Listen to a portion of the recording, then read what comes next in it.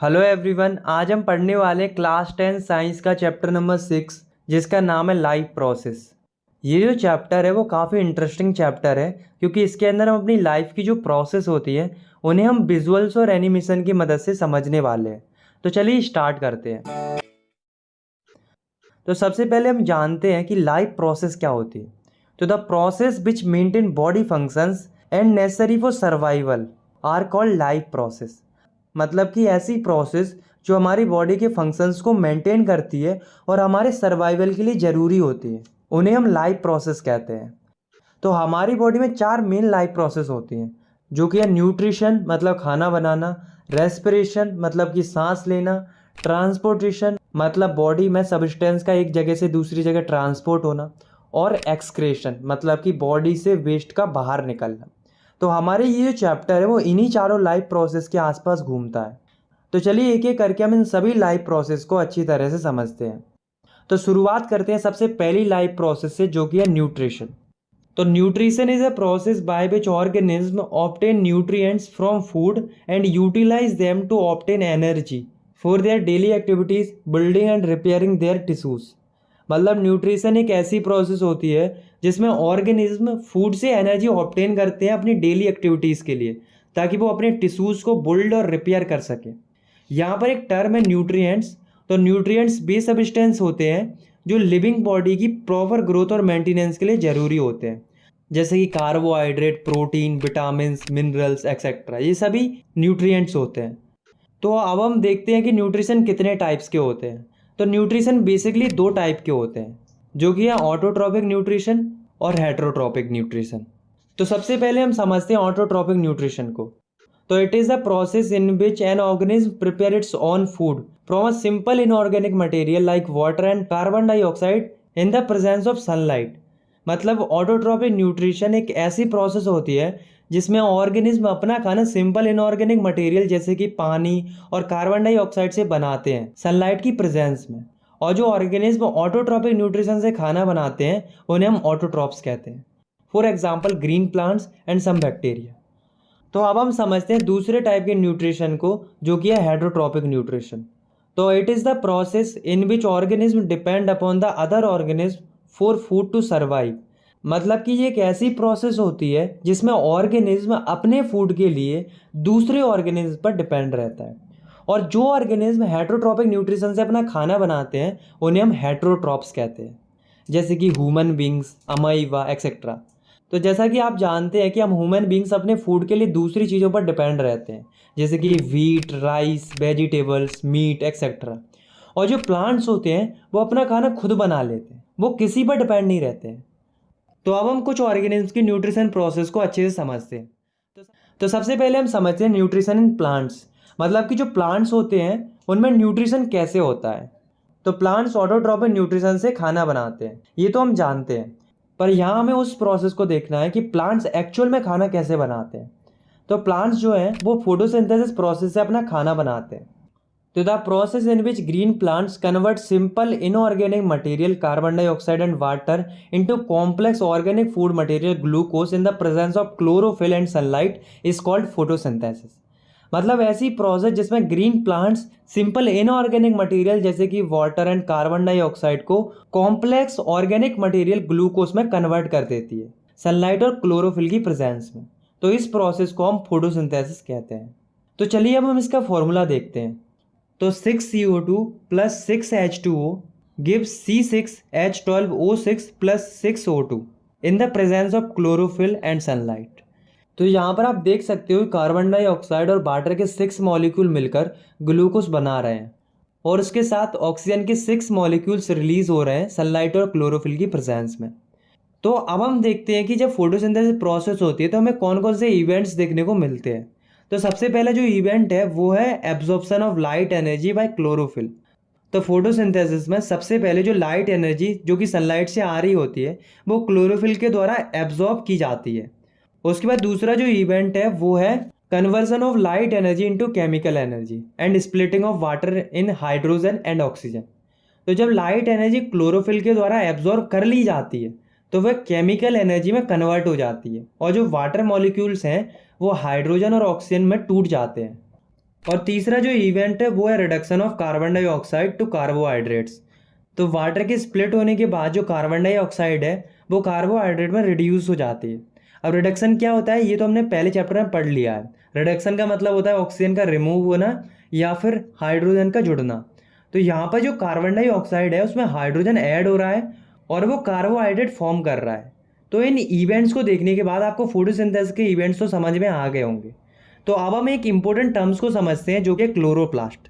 तो these are the small organelles found in plant cell. It's content chlorophyll which absorb sunlight for photosynthesis.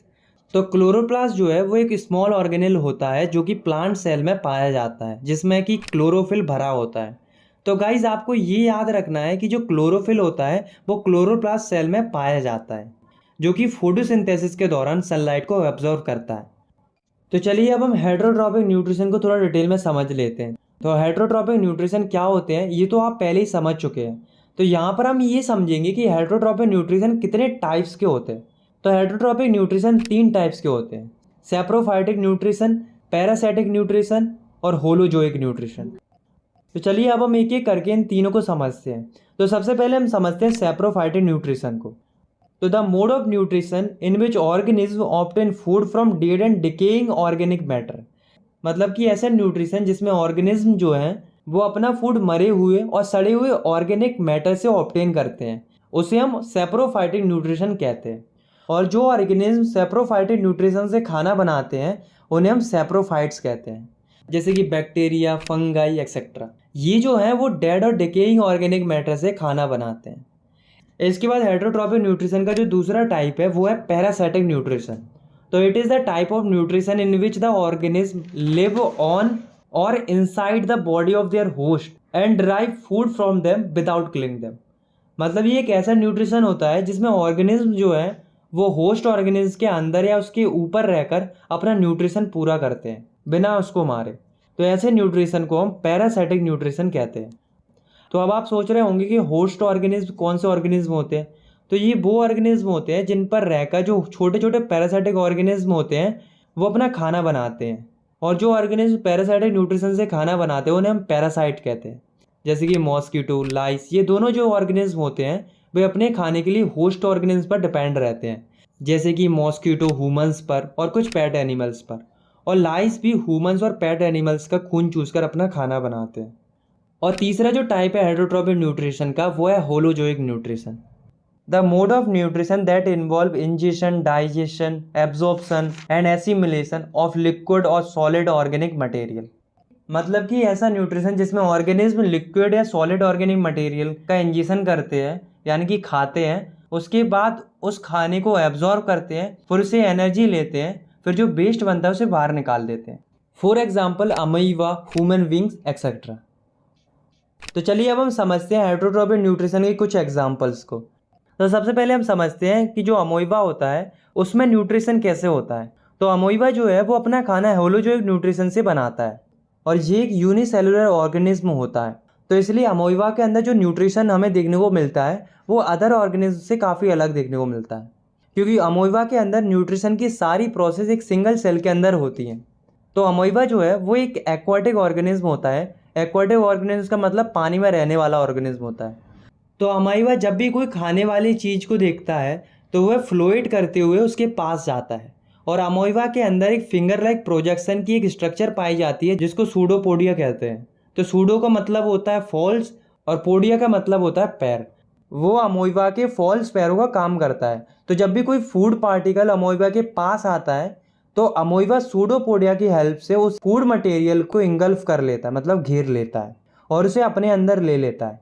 और इस food material को amoeba अपने temporary stomach यानी कि food vacuole में भेज देता है, जहाँ पर उस फूड पार्टिकल का डाइजेशन होता है और उससे जो एनर्जी रिलीज होती है उसे अमीबा अपनी लाइफ प्रोसेस को कंटिन्यू करने के लिए इस्तेमाल करता है। और लास्ट में जो वेस्ट बचता है उसे अमीबा ऐसा स्ट्रक्चर बनाकर बाहर फेंक देता है। इस प्रोसेस को हम एजिशन कहते हैं। एजिशन का मतलब होता है अनयूज्ड सब्सटेंस को बाहर निकालना। तो अब हम एक और ऑर्गेनिज्म के अंदर न्यूट्रिशन को समझते हैं जो कि है न्यूट्रिशन इन ह्यूमन बींग्स। तो ह्यूमन बींग्स में जो न्यूट्रिशन होता है वो काफ़ी कॉम्प्लेक्स प्रोसेस के द्वारा होता है, जिसमें कि 5 प्रोसेस होती हैं जो कि ingestion, digestion, absorption, assimilation and excretion. तो चलिए समझते हैं इनको। तो सबसे पहले हम फूड को अपने हाथों से अपने मुंह में रखते हैं और इस प्रोसेस को हम इंजेशन कहते हैं। और जैसे ही खाना मुंह में पहुंचता है वहीं से डाइजेशन की जो प्रोसेस होती है वो शुरू हो जाती है। तो सबसे पहले जब खाना मुंह में पहुंचता है तो हमारे जो टीथ होते हैं, जैसा कि आप इस डायग्राम में भी देख सकते हो, वो फूड को छोटे छोटे पार्ट्स में ब्रेक कर देते हैं। उसके बाद जो हमारे माउथ में टंग होती है वो फूड को टेस्ट करती है और फूड को माउथ के अंदर रोटेट करती है। और उसके बाद हमारे माउथ में एक ग्लैंड पाई जाती है जिसे सलाइवरी ग्लैंड बोलते हैं। वो सलाइवा प्रोड्यूस करती है जिसमें कि सलाइवरी अमाइलेज नाम का एक एंजाइम पाया जाता है जो कि फूड में प्रेजेंट कुछ स्टार्च को शुगर में ब्रेक डाउन कर देता है। और यहाँ तक जो प्रोसेस हो रही है वो हमारे माउथ के अंदर हो रही है। जब फूड को चबा लिया जाता है और उसमें प्रेजेंट कुछ स्टार्च को शुगर में कन्वर्ट कर दिया जाता है तो जो फूड होता है वो ईसोफेगस, जिसे हम फूड पाइप भी कहते हैं, जो कि एक ट्यूब लाइक स्ट्रक्चर होता है जो कि माउथ को स्टोमक से कनेक्ट करता है, जैसा कि आप इस डायग्राम में भी देख सकते हो।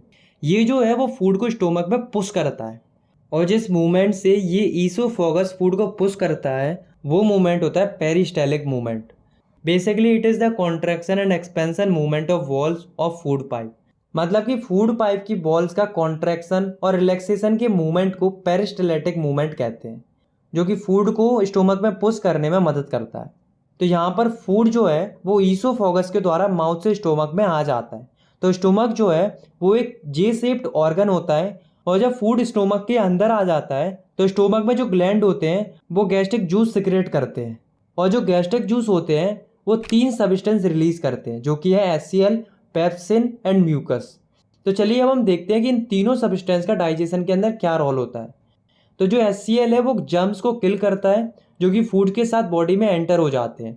और दूसरा काम होता है HCl का मीडियम को एसिडिक करना, जिससे पेप्सिन जो है वो प्रोटीन को डाइजेस्ट कर पाए, क्योंकि पेप्सिन तभी डाइजेस्ट कर पाएगा जब एसिडिक मीडियम होगा। तो बेसिकली पेप्सिन भी एक एंजाइम होता है जो कि प्रोटीन को स्मॉलर मॉलिक्यूल्स में ब्रेक डाउन करता है। तीसरा जो जूस है वो है म्यूकस। तो म्यूकस जो है वो स्टोमक को HCl के हार्मफुल इफेक्ट से प्रिवेंट करता है। अगर म्यूकस सिक्रेट नहीं होगा तो HCl जो है वो हमारे स्टोमक की बॉल्स को डैमेज कर सकता है। और फूड जो है अब वो तीनों गैस्ट्रिक जूस से मिक्स होने के बाद स्टोमक से निकलकर स्मॉल इंटेस्टाइन में पहुंच जाता है, जो कि एलिमेंट्री कैनल का सबसे लॉन्गेस्ट पार्ट होता है। तो जब फूड स्मॉल इंटेस्टाइन में पहुंच जाता है, जो कि एलिमेंट्री कैनल का सबसे लॉन्गेस्ट पार्ट होता है, तो जब फूड स्मॉल इंटेस्टाइन में पहुंच जाता है तो स्मॉल इंटेस्टाइन में 2 चीज़ें रिसीव होती हैं। पहली है लीवर से वाइल और पैनक्रियास से पैनक्रियाटिक जूस। और ये जो वाइल है इसके अंदर 2 चीज़ें आती हैं, वाइल जूस और बाइल सॉल्ट। ये दोनों जो चीज़ें हैं वे गैल ब्लैडर में स्टोर रहती हैं। जो बाइल जूस होता है वो फूड को एल्कलाइन यानी कि बेसिक कर देता है, क्योंकि जब फूड स्टोमक से आता है तो वह एसिडिक होता है।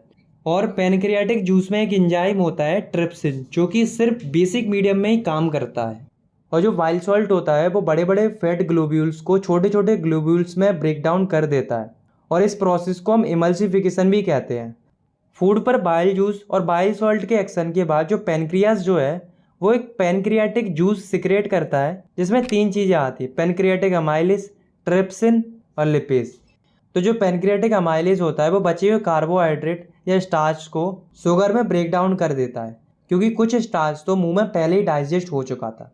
और जो ट्रिप्सिन होता है वो प्रोटीन को अमीनो एसिड में ब्रेक डाउन कर देता है। और जो लिपेज होता है वो फैट को फैटी एसिड में और ग्लिसरॉल में कन्वर्ट कर देता है।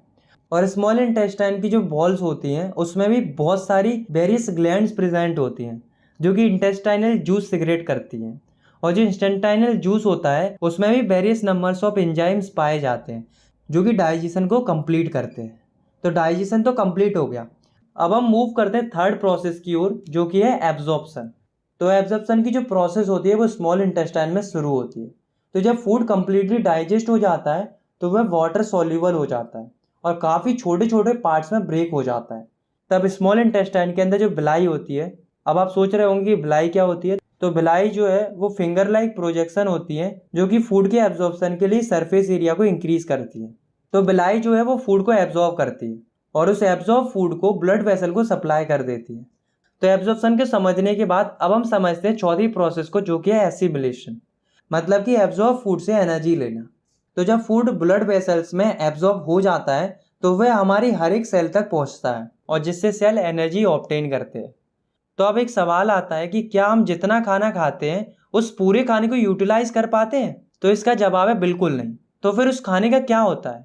तो जो वेस्ट पार्ट स्मॉल इंटेस्टाइन में बचता है जिसे हमारी बॉडी यूज नहीं कर पाती, वो वेस्ट पार्ट स्मॉल इंटेस्टाइन से लार्ज इंटेस्टाइन में आ जाता है, जहाँ पर जो लार्ज इंटेस्टाइन की जो बॉल्स होती हैं वो उस वेस्ट मटेरियल से काफ़ी वाटर एब्जॉर्ब कर लेती हैं, और जो रेस्ट सॉलिड वेस्ट मटेरियल बचता है वो एनस के थ्रू बॉडी से बाहर निकल जाता है।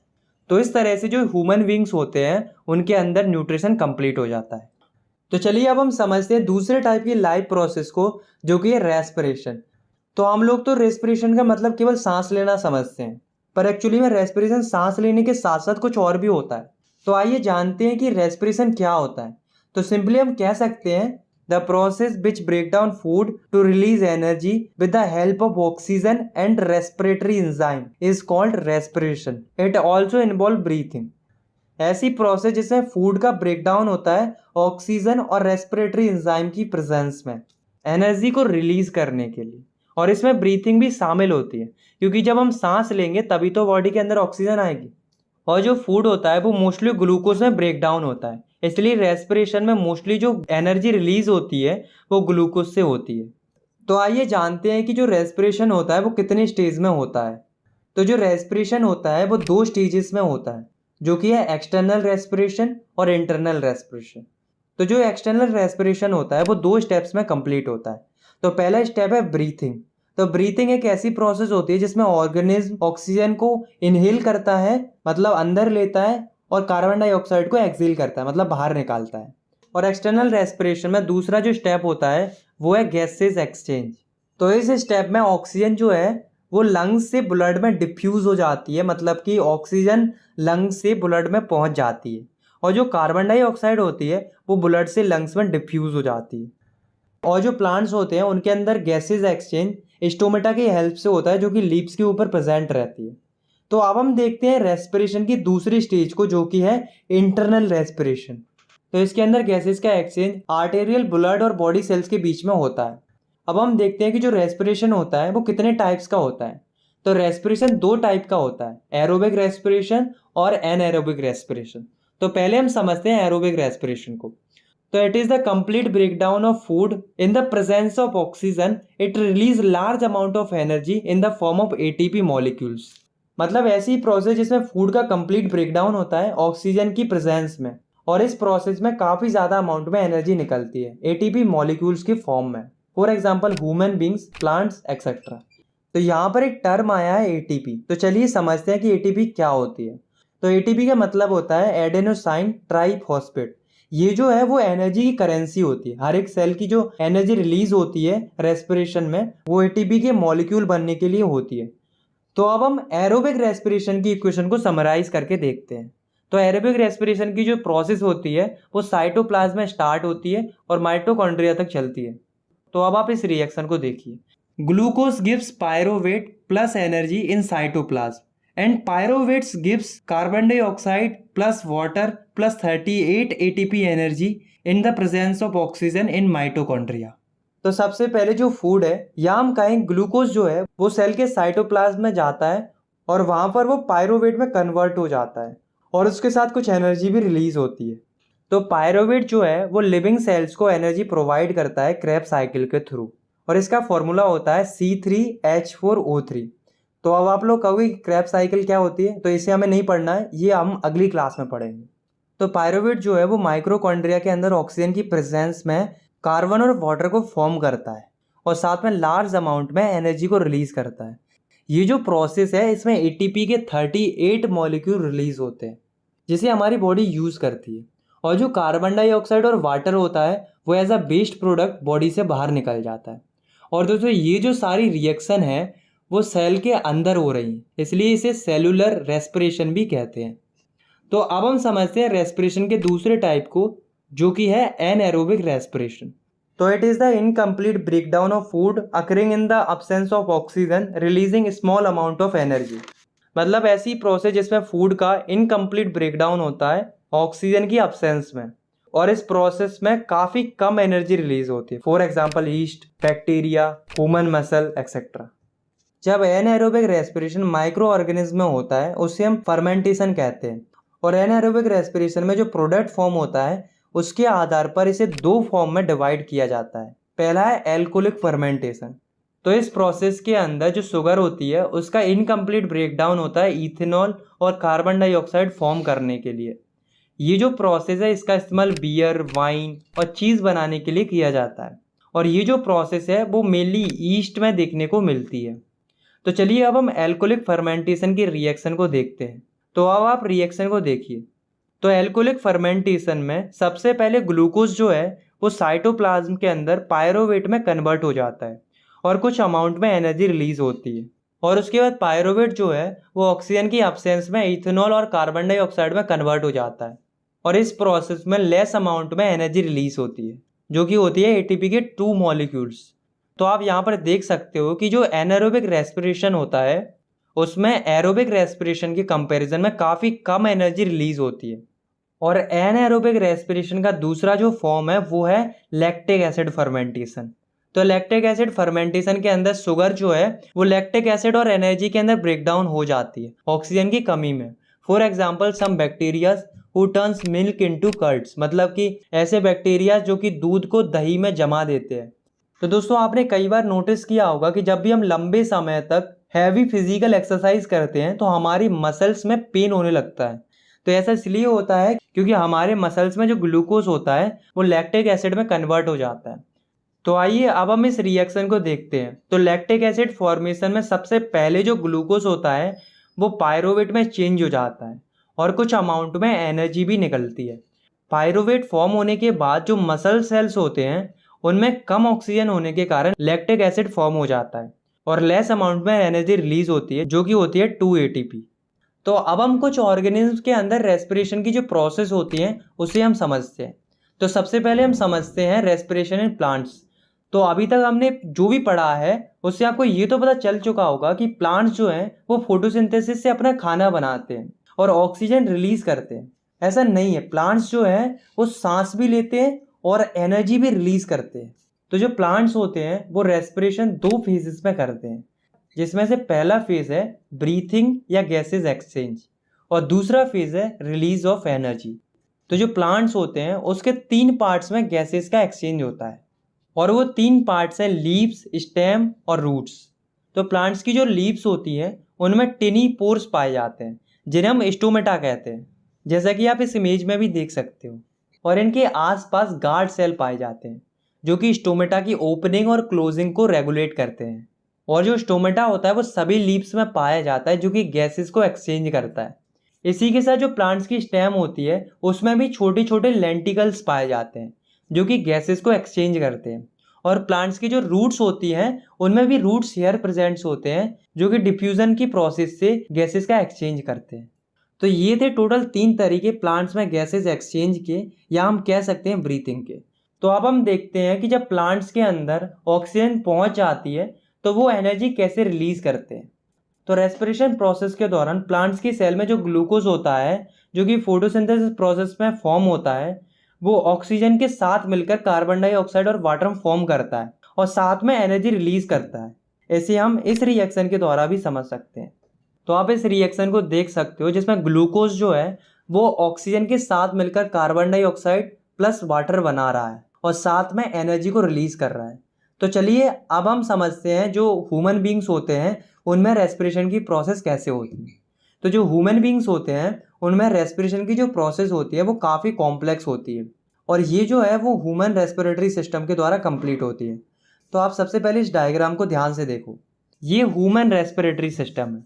तो हम रेस्पिरेशन की पूरी प्रोसेस को हम इसी डायग्राम के थ्रू समझने वाले हैं। तो सबसे पहले एयर जो है वो हमारे नॉस्ट्रिल से एंटर करती है, और जब एयर हमारे नॉस्ट्रिल में एंटर करती है तो नॉस्ट्रिल जो है वो एयर को फिल्टर करता है और डस्ट पार्टिकल को लंग्स में पहुंचने से रोकता है। उसके बाद एयर जो है वो हमारे फेरिंग्स और लैरिंग्स की हेल्प से ट्रैकिया में पहुंच जाती है, जिसे हम विंड पाइप भी कहते हैं। ट्रैकिया जो है वो एयर को लंग्स तक पहुंचाता है। तो लंग्स के 3 मेन पार्ट्स होते हैं, ब्रोंकाई, ब्रोंकियोल्स एंड एल्बुलाई। तो ट्रैकिया जो है वो एयर को ब्रोंकाई तक पहुंचाता है, उसके बाद एयर ब्रोंकियोल्स में पहुंचती है और उसके बाद एयर फाइनली एल्बुलाई में पहुंच जाती है। तो यहाँ तक जो प्रोसेस आपने देखी, इस प्रोसेस को हम कहते हैं इनहेलेशन ऑफ एयर, मतलब कि एयर को अंदर लेना। तो जब एयर एल्वुलाई के अंदर पहुंच जाती है तो हमारी चेस्ट कैविटी एयर से फिल हो जाती है और हमारी जो चेस्ट कैविटी है वो एक्सपेंड हो जाती है, मतलब कि चौड़ी हो जाती है। जैसा कि हम महसूस भी करते हैं जब हम सांस अंदर लेते हैं तो हमारी चेस्ट एक्सपेंड हो जाती है, यानी कि बड़ी हो जाती है। अब हम देखते हैं कि जब इनहेलेशन हो जाता है तो उसके बाद एयर का एल्वुलाई के अंदर क्या होता है। तो एल्वुलाई जो होती है वो रेस्पिरेशन में गैसेज एक्सचेंज की साइट होती है। तो इनहेलेशन के बाद दूसरी जो प्रोसेस होती है वो होती है एक्सचेंज ऑफ गैसेस, जो कि एल्वुलाई में होती है। तो गैसेस के एक्सचेंज को समझने के लिए हमें एल्वुलाई के डायग्राम को देखना पड़ेगा। तो एल्वुलाई जो है वो एक बैलून लाइक स्ट्रक्चर होती है जो कि गैसेस के एक्सचेंज के लिए सरफेस प्रोवाइड करती है। और जो एल्वुलाई की वॉल्स होती हैं वो ब्लड वेसल से कनेक्ट रहती हैं, जैसा कि आप इस डायग्राम में भी देख सकते हो। तो अब आप समझो कि जो एल्वुलाई है उसके अंदर जो गैस है वो है ऑक्सीजन, और ब्लड वेसल्स जो कि एल्वुलाई से कनेक्ट हैं उसमें ब्लड्स के साथ साथ कौन सी गैस फ्लो हो रही है, CO2। तो जो एल्वुलाई की जो वॉल्स होती हैं वो काफ़ी थिन होती हैं। तो एल्वुलाई की जो वॉल्स हैं उसके द्वारा जो ऑक्सीजन है वो ब्लड में डिफ्यूज़ हो जाती है और ब्लड में से जो कार्बन डाइऑक्साइड होती है वो एल्वुलाई में पहुंच जाती है। तो यहाँ पर जो है हमारी एल्वुलाई के अंदर गैसेस का एक्सचेंज हो चुका है। तो अब सवाल ये आता है कि जब ऑक्सीजन ब्लड में पहुंच जाती है तो ऑक्सीजन का क्या होता है। तो जब ऑक्सीजन ब्लड में पहुंच जाती है तो वह हीमोग्लोबिन से जुड़कर एक ऑक्सी हीमोग्लोबिन नाम का एक पिगमेंट बना लेती है, जिसके बाद ब्लड इनको डिफरेंट सेल्स और टिश्यूज तक लेकर जाता है। और जो हीमोग्लोबिन होता है वो रेड कलर का पिगमेंट होता है जो कि ब्लड में पाया जाता है, जो कि ऑक्सीजन को हर एक सेल्स और टिश्यूज के अंदर लेकर जाता है। तो इसके आगे जो प्रोसेस होती है वो हम ट्रांसपोर्टेशन में पढ़ेंगे। तो अब हम वापस एल्वुलाई की तरफ चलते हैं और ये देखते हैं कि जो कार्बन डाइऑक्साइड एल्वुलाई में है वो बॉडी से बाहर कैसे निकलती है। तो जब ऑक्सीजन बॉडी में एंटर हो जाती है तो CO2 जो है वो एल्वुलाई से ट्रैकिया में पहुंच जाती है और उसके बाद CO2 जो है वो नॉस्ट्रिल के द्वारा बाहर निकल जाती है और इस प्रोसेस को हम एक्सहेलेशन कहते हैं। और जब CO2 बॉडी से बाहर निकलती है तो जो हमारी चेस्ट कैविटी होती है वो कॉन्ट्रैक्ट हो जाती है, मतलब कि सिकुड़ जाती है। तो अभी जो आपने 3 प्रोसेस देखी, inhalation, exchange of gases and exhalation, ये हमारी बॉडी के अंदर बहुत ही जल्दी जल्दी चलती हैं और ये तीनों मिलकर ह्यूमंस के अंदर। तो अब हम समझते हैं तीसरी लाइफ प्रोसेस को, जो कि है ट्रांसपोर्टेशन। तो ट्रांसपोर्टेशन का मतलब होता है किसी भी सब्सटेंस का एक जगह से दूसरी जगह मूवमेंट होना। तो जब रेस्पिरेशन की प्रोसेस होती है तो कुछ यूजफुल और कुछ वेस्ट प्रोडक्ट फॉर्म होते हैं। तो जो यूजफुल प्रोडक्ट होते हैं उन्हें बॉडी के हर एक सेल में ट्रांसपोर्ट होने की ज़रूरत पड़ती है। तो चलिए अब हम देखते हैं कि जो ऑर्गेनिज्म होते हैं उनमें ट्रांसपोर्टेशन की प्रोसेस किस प्रकार से होती है। तो सबसे पहले हम समझते हैं ट्रांसपोर्टेशन इन ह्यूमंस, मतलब जो ह्यूमन बींग्स होते हैं उनमें सब्सटेंस कैसे ट्रांसपोर्ट होते हैं। तो जो ह्यूमन बींग्स होते हैं उनमें ट्रांसपोर्टेशन 2 सिस्टम से होता है, जिसमें से पहला है ब्लड और दूसरा है लिम्फ, जिसे हम टिश्यू फ्लूइड भी कहते हैं। तो सबसे पहले हम समझते हैं ब्लड के बारे में कि जो ब्लड है इसमें होता क्या है, ये कौन कौन सी चीज़ों से मिलकर बना होता है। या सिंपली हम कह सकते हैं, हम पढ़ने वाले हैं कंपोनेंट्स ऑफ ब्लड, कि ब्लड जो है वो बेसिकली किन किन कंपोनेंट्स से मिलकर बना होता है। तो ब्लड मेनली 4 कंपोनेंट से मिलकर बना होता है, plasma, RBC, WBC and platelets. तो अब हम इन चारों कंपोनेंट्स को अच्छे से समझ लेते हैं। तो हम स्टार्ट करते हैं प्लाज्मा से। तो प्लाज्मा जो है वो स्ट्रॉ कलर्ड फ्लूइड होता है। स्ट्रॉ कलर मतलब येलोइश कलर, जैसा कि आप इस डायग्राम में भी देख सकते हो, जिसमें 90 से लेके 92% वाटर होता है और 6 to 8% प्रोटीन होता है। और इसके साथ साथ इसके अंदर मिनरल्स, विटामिन भी पाए जाते हैं। और जितने बचे हुए कंपोनेंट्स हैं जैसे कि RBC, WBC, प्लेटलेट्स, वो सब प्लाज्मा में डिसॉल्व रहते हैं। तो अब हम समझते हैं ब्लड्स के नेक्स्ट कंपोनेंट को, जो कि है RBC यानी कि रेड ब्लड सेल, जिन्हें हम एराइथ्रोसाइट्स भी कहते हैं। ये जो है वो कुछ इस प्रकार से दिखते हैं, जो कि शेप में बाइकॉन्केव होते हैं और इनके अंदर न्यूक्लियस नहीं होता है और ना ही कोई और सेल ऑर्गेनेल्स होती है।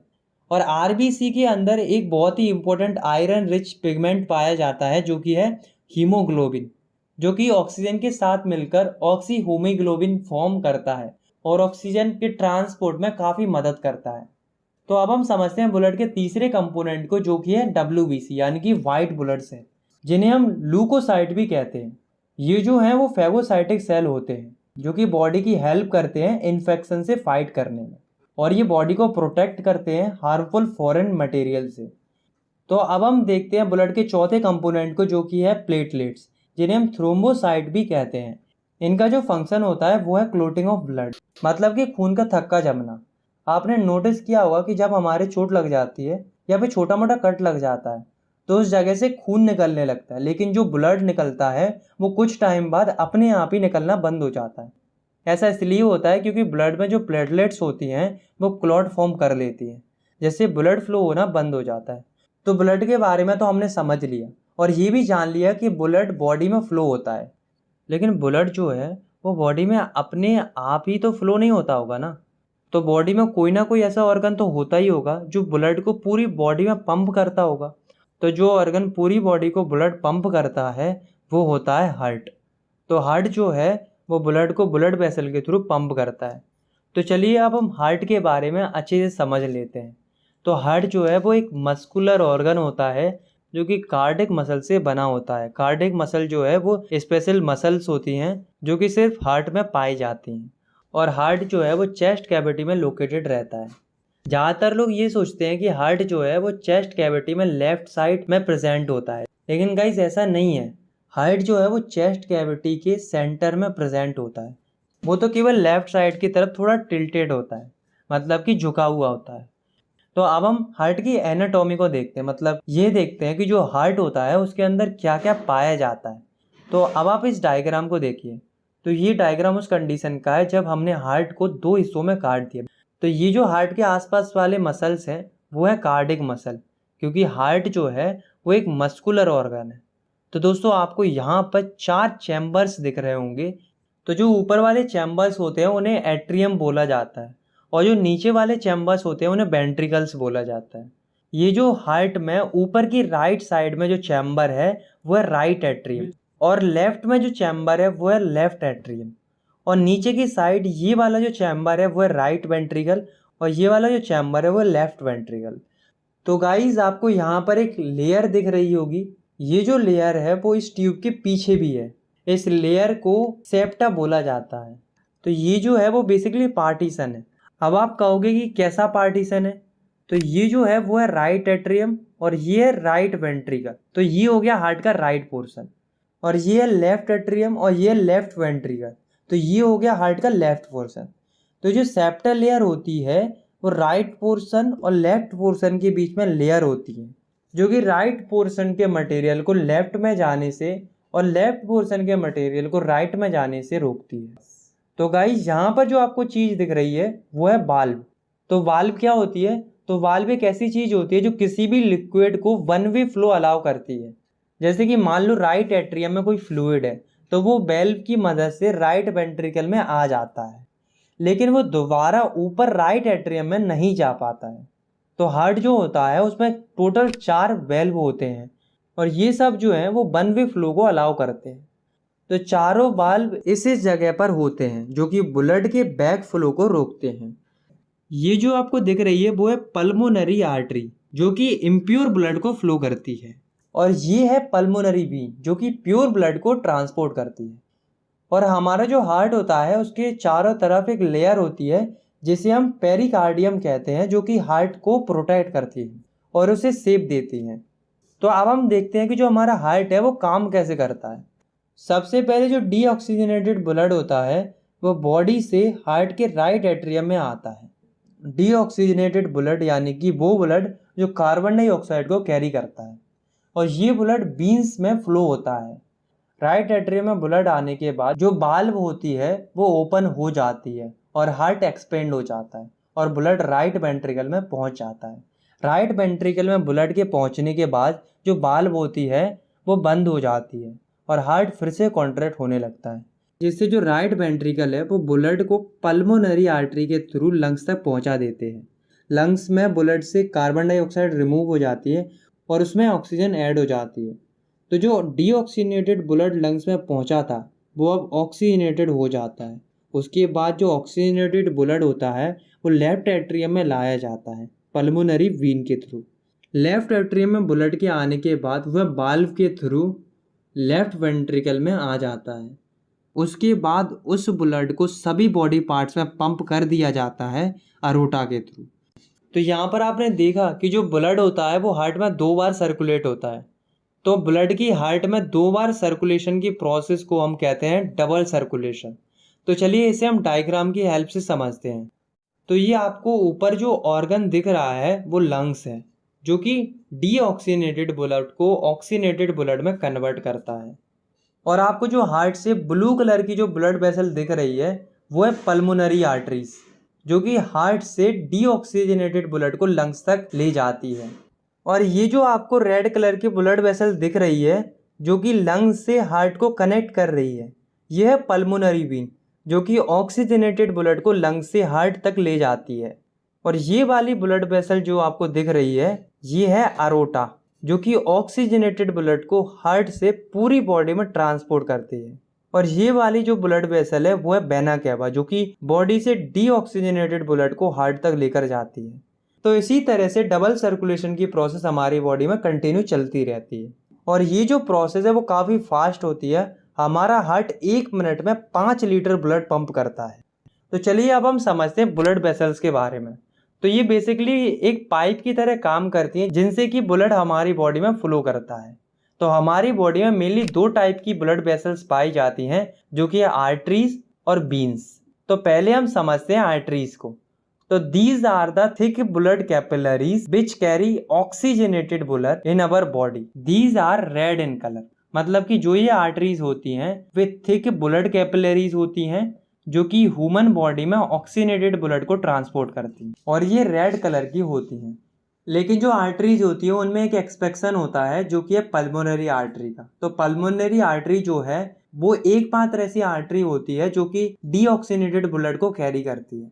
तो चलिए अब हम समझते हैं दूसरी ब्लड वेसल्स को, जो कि है वीन्स। तो these are the thin blood capillaries which carry deoxygenated blood in the body. These are blue in colour. मतलब कि ये थिन ब्लड कैपिलरीज होती हैं जो कि बॉडी में डीऑक्सीनेटेड ब्लड को कैरी करती हैं। लेकिन जो बीन होती है उनमें भी एक्सेप्शन होती है, जो कि है पल्मोनरी बीन, जो कि एकमात्र ऐसी बीन होती है जो कि बॉडी में ऑक्सीजनेटेड ब्लड को ट्रांसपोर्ट करती है। तो यहाँ पर हमारा ब्लड के द्वारा जो ट्रांसपोर्टेशन होता है वो खत्म होता है।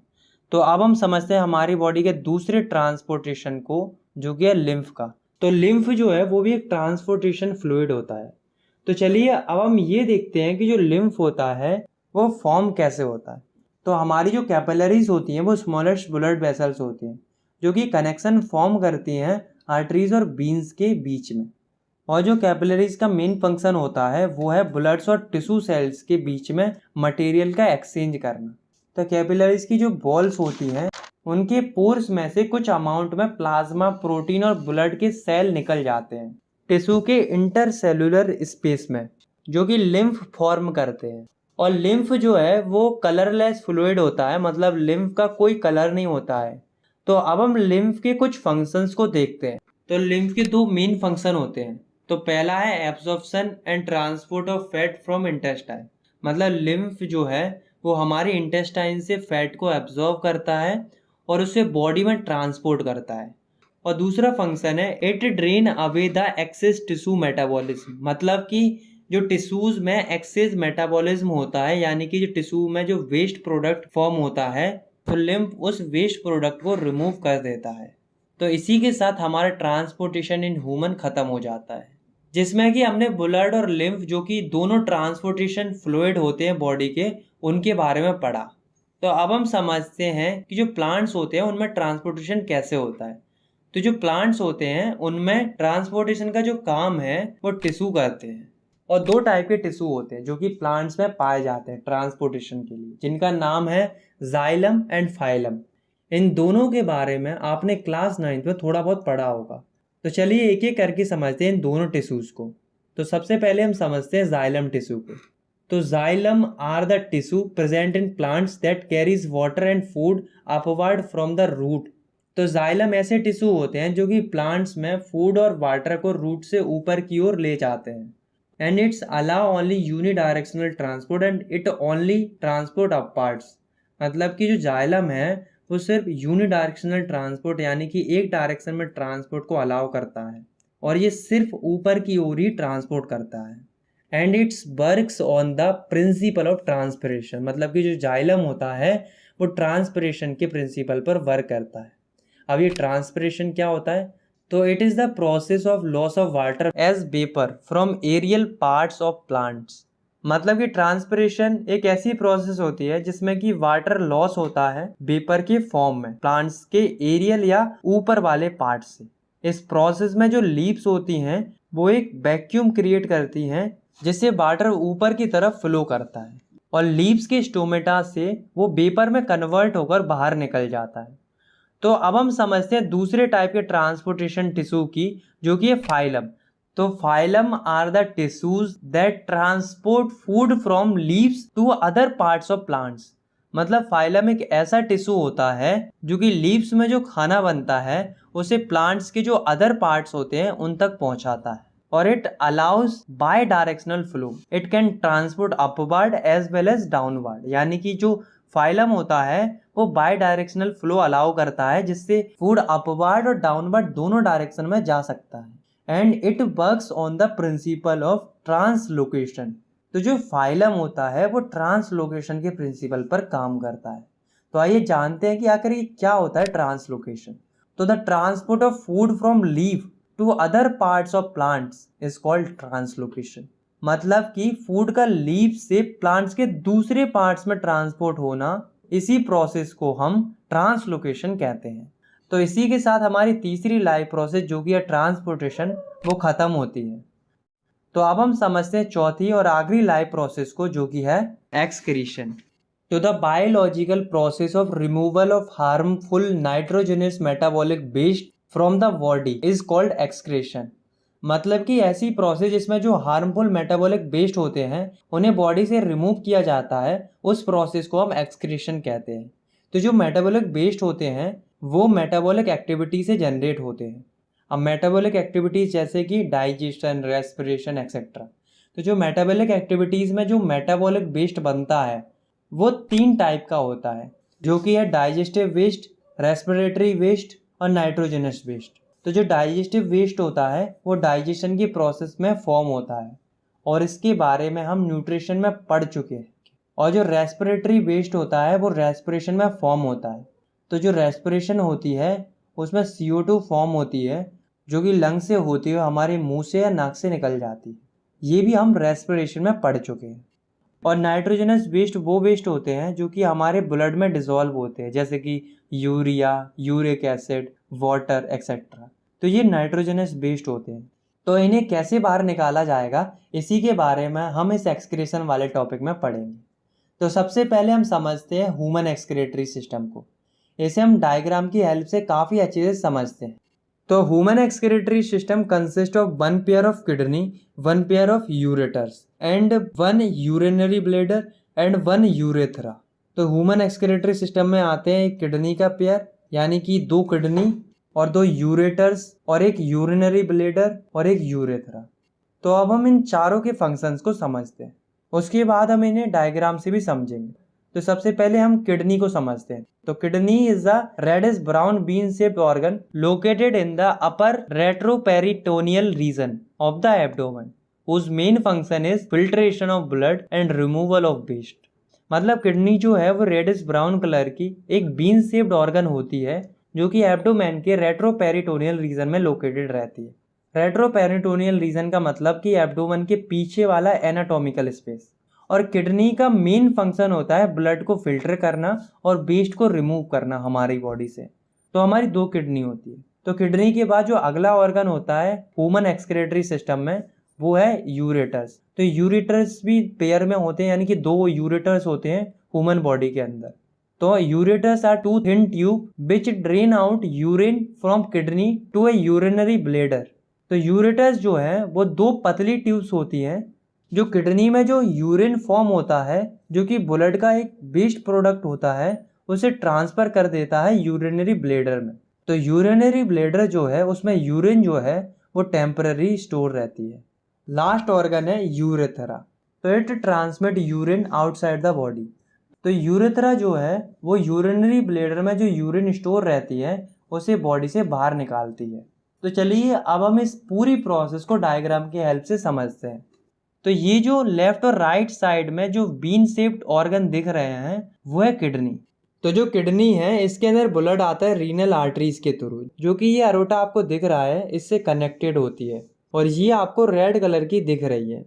तो दोनों किडनी में जो ब्लड है वो रीनल आर्टरीज से आता है। तो जब किडनी में ब्लड आ जाता है तो किडनी उस ब्लड को फिल्टर कर देती है और उसमें जो वेस्ट बनता है यूरिन उसको अलग कर देती है। और जो ब्लड फिल्टर हो चुका है वो रीनल वीन जो कि वेना केवा से कनेक्टेड होती है, जो कि आपको ब्लू कलर की दिख रही है, उससे वापस चला जाता है। तो अब ब्लड तो फिल्टर होकर वापस चला गया, तो जो वेस्ट या यूरिन बनता है वो इस वाली पाइप से जो कि है यूरेटर, उससे यूरिनरी ब्लैडर में पहुंच जाता है। और जो यूरेटर है वो दोनों किडनी से कनेक्ट रहता है यूरिनरी ब्लैडर तक। तो यूरिनरी ब्लैडर में यूरिन के आने के बाद वो वहाँ पर टेम्पररी स्टोर रहता है, उसके बाद वो यूरेथ्रा से बॉडी से बाहर निकल जाता है। तो यहाँ पर हमारे ह्यूमन एक्सक्रीटरी सिस्टम में जो प्रोसेस होती है वो ख़त्म होती है। आपने पढ़ा कि जो किडनी होती है वो ब्लड को फिल्टर करती है, लेकिन क्वेश्चन यहाँ पर ये अराइज होता है कि आखिर किडनी के अंदर ऐसा क्या होता है जिससे वो ब्लड को फिल्टर करती है। तो किडनी के अंदर फिल्ट्रेशन यूनिट होती है जिसे हम नेफ्रॉन कहते हैं। तो हर एक किडनी के अंदर अप्रोक्सीमेटली 1 मिलियन यानी कि 10 लाख फिल्ट्रेशन यूनिट होती हैं जिन्हें हम नेफ्रॉन्स कहते हैं। तो nephrons are filtration units of kidney. It consist of a tube which is connected to duct and a cup shaped structure that is Bowman capsule। मतलब कि नेफ्रॉन जो है वो किडनी की एक फिल्ट्रेशन यूनिट होती है जिसमें कि एक ट्यूब होता है जो कि डक्ट से कनेक्टेड होता है और ये कप शेप की स्ट्रक्चर से भी कनेक्टेड होता है जिसे हम बोमन कैप्सूल कहते हैं। तो बोमन कैप्सूल जो है वो ब्लड को फिल्टर करता है और यूरिन को कलेक्ट करता है। उसके बाद नेफ्रॉन का अगला पार्ट है हेनलेज लूप। तो हेनले लूप जो होता है वो लॉन्ग यू शेप्ड पोर्शन होता है जो कि ग्लूकोज, अमीनो एसिड और वाटर का रीऑब्जॉर्प्शन करता है। उसके बाद यूरिन जो है वो डक्ट के थ्रू यूरेटर में एंटर हो जाती है और वो यूरिनरी ब्लैडर में कलेक्ट हो जाती है। तो चलिए नेफ्रॉन के अंदर की पूरी प्रोसेस को हम डायग्राम के थ्रू समझ लेते हैं। तो यहाँ पर आपको जो ये कप लाइक स्ट्रक्चर दिख रहा है वो है बोमन कैप्सूल और ये जो वोमेन कैप्सूल है वो कनेक्ट होता है इस वाली येलो ट्यूब से और इन ट्यूब्स के आसपास जो आपको रेड और ब्लू कलर की स्मॉल ट्यूब्स लाइक स्ट्रक्चर दिख रही हैं ये हैं ब्लड कैपिलरीज। जो ब्लू वाली है वो है रेनल वीन और जो रेड वाली है वो है रेनल आर्टरी। उसके बाद ये ट्यूब जो है वो कनेक्ट होती है डक्ट से। तो अब आप देखिए यहाँ पर इस डक्ट से एक नेफ्रॉन कनेक्ट है और ऐसे ही यहाँ पर दूसरा नेफ्रॉन कनेक्ट है और यहाँ पर अगले ऐसे ही काफ़ी सारे नेफ्रॉन डक्ट पर कनेक्ट है। तो सबसे पहले जो रीनल आर्टरी होती है उससे ब्लड जो है वो बोमन कैप्सूल में पहुँचता है। वहाँ पर ब्लड जो है वो फिल्टर होता है और यूरिन को कलेक्ट किया जाता है। उसके बाद इनको इन ट्यूब्स से हेनले लूप तक पहुँचाया जाता है। हेनले लूप के अंदर जो बोमन कैप्सूल में ब्लड फिल्टर हुआ है उससे ग्लूकोज और अमीनो एसिड और जो यूरिन है उससे वाटर रीएब्जॉर्ब होता है और जो बचा हुआ जो वेस्ट होता है वो इस ट्यूब से डक्ट में आ जाता है। उसके बाद यूरिन डक्ट के थ्रू यूरेटर में पहुंच जाती है और यूरिनरी ब्लैडर में कलेक्ट हो जाती है। तो इसी के साथ हमारा जो टॉपिक है एक्सक्रीशन इन ह्यूमंस वो ख़त्म हो जाता है।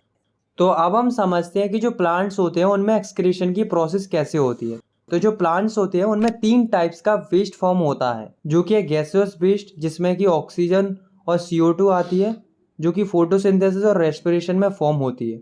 दूसरा है लिक्विड वेस्ट जिसमें कि वाटर आता है और तीसरा है सॉलिड वेस्ट जो कि प्लांट्स की लीव्स और बार्क्स में स्टोर हो जाता है। तो अब हम ये देखते हैं कि प्लांट्स इन वेस्ट को रिमूव कैसे करते हैं। तो प्लांट्स जो गैसेस वेस्ट होते हैं उन्हें स्टोमेटा के थ्रू बाहर निकाल देते हैं और जो लिक्विड वेस्ट होता है जो कि वाटर होता है वो प्लांट्स उसे भी स्टोमेटा के थ्रू ट्रांसपिरेशन की प्रोसेस से रिमूव कर देता है। इसके अलावा प्लांट्स अपनी ओल्ड लीव्स और बार्क्स को अपनी बॉडी से अलग करके जो सॉलिड वेस्ट होता है उसे रिमूव कर देता है। तो यहाँ पर ख़त्म होता है हमारा एक्सक्रीशन इन प्लांट। तो दोस्तों अब हमने चारों लाइफ प्रोसेस को अच्छे से समझ लिया और इसी के साथ हमारा ये चैप्टर यहाँ पर ख़त्म होता है। आई